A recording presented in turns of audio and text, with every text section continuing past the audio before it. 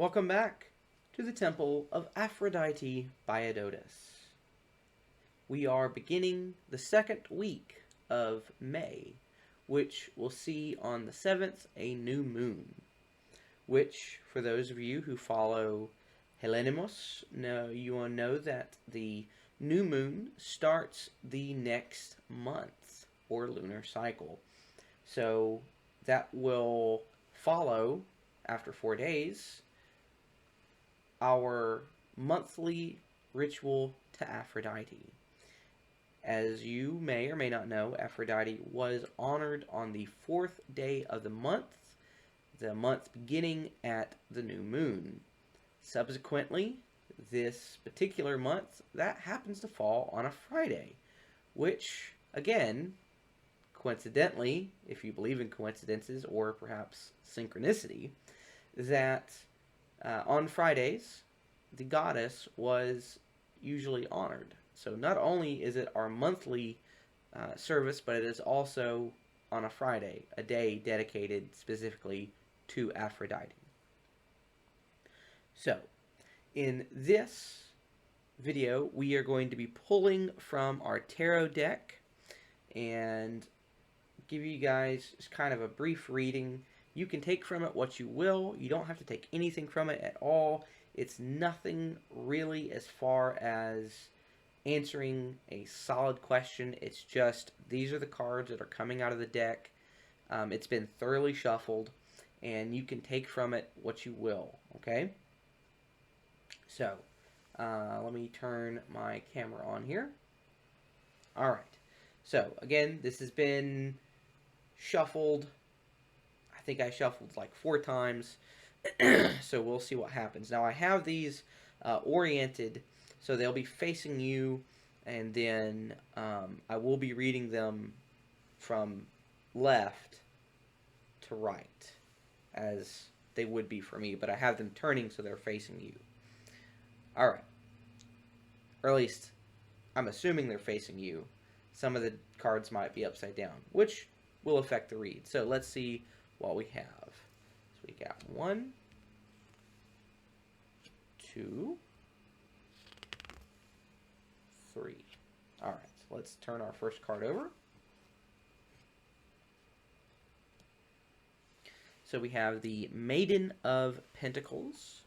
And the Maiden of Pentacles, it's a new one I haven't drawn yet. Let me look at my notes here.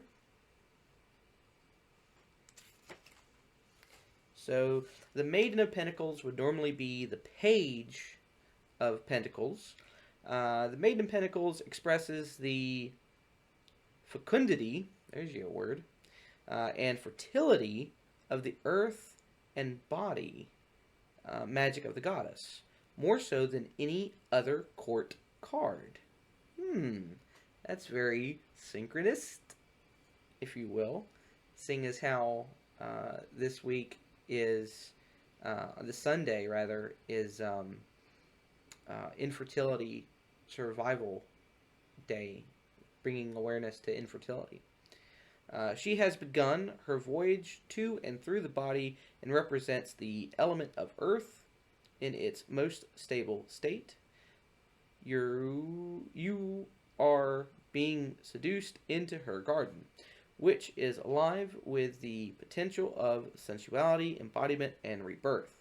Enjoy the magic of physicality, the erotic and wild beauty of nature, the joy of the flesh when it's touched, and touching, the power in working towards something that feeds your heart and soul.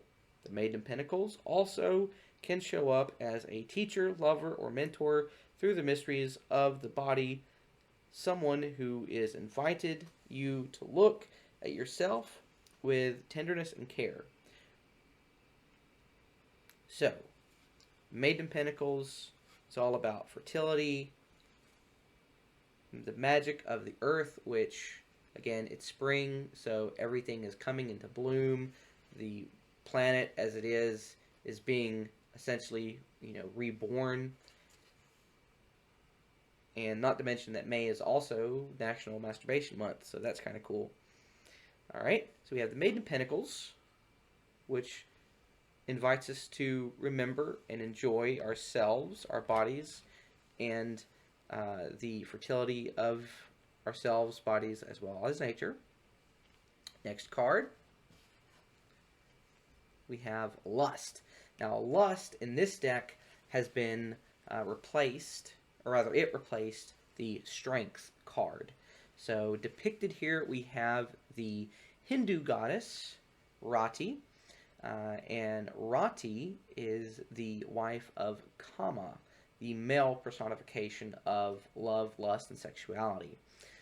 So Rati is here as the lust card to remind us of love, and that we should love ourselves and love one another. Let's see, so she's the number 8 card.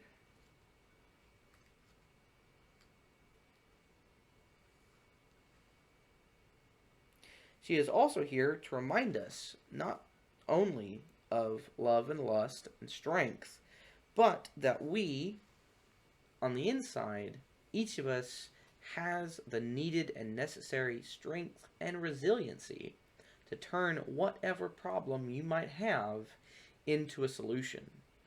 Now, it's not given that this solution might be the best outcome or that it is, what you want, but it is a solution nonetheless.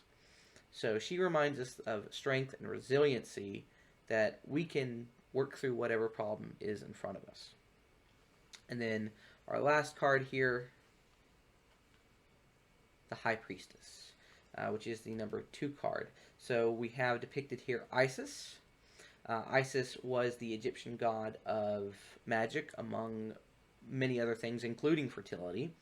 And she was most notably remembered for bringing her husband back from the dead, and she had a child with him. So Isis's husband was Osiris, and together they created the child Horus. So,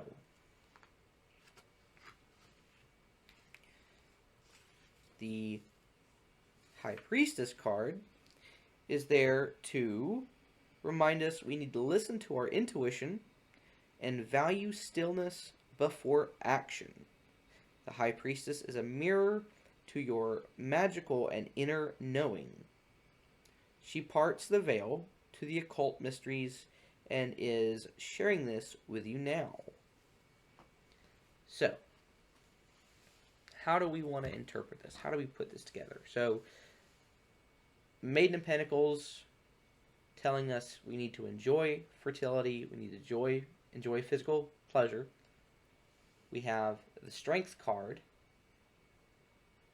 telling us that we have strength and resiliency. And we have the High Priestess, who shows us the path through the occult and magical means that we might be able to do this. So I think this is very, I don't want to say uncanny, but very synchronous with, the proclamation that will come out on Sunday about, infertility. Because infertility is a problem in the United States and more than likely around the world.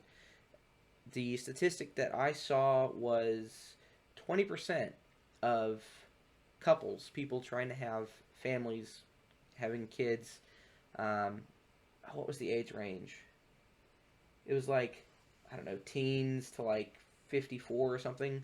Roughly 20% of them have problems with conceiving a child, and that's after having tried to conceive a child for a year or more.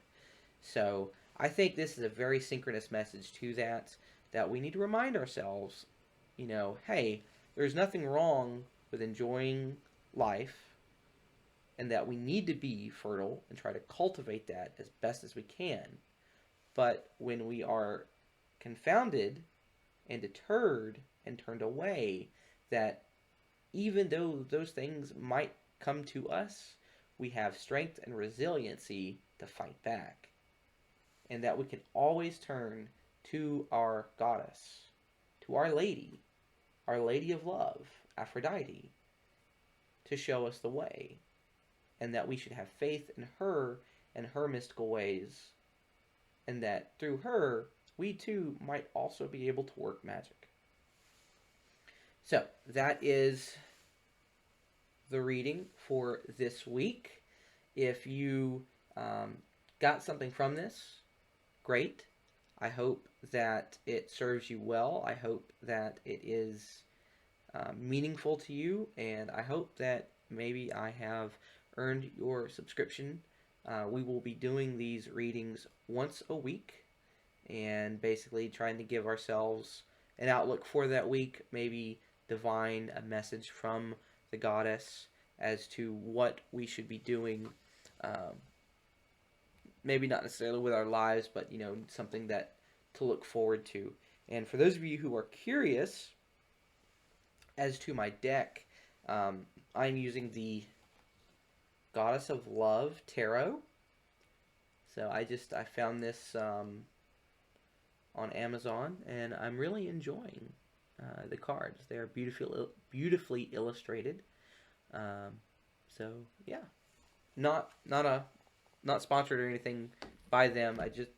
There's no plug. It's just that's the deck I'm using. So these will sit on my altar for the rest of the week.